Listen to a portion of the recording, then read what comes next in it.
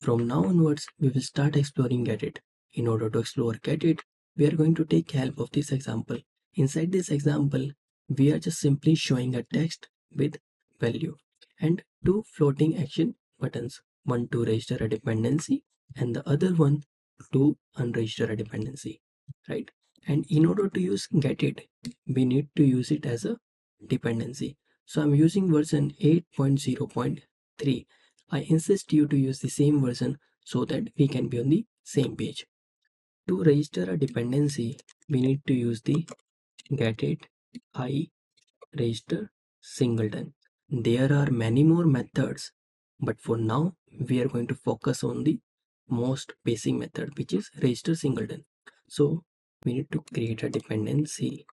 So I'm going to give it a name class A, right? So now I'm going to inform the dependency manager, which is in our case getit, to maintain the A. So in order to check whether the dependency is registered, right, inside the getit or not, we need to use is registered method, right?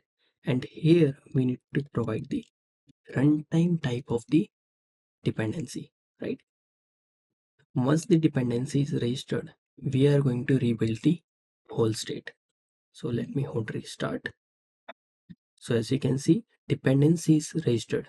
In order to unregister a dependency, we need to use the unregister, right? And we need to provide the runtime type here. Simple. In order to access a value, so let me provide a value here. I can say string val a, right? So now I can, if it is registered, then I'm going to access the value.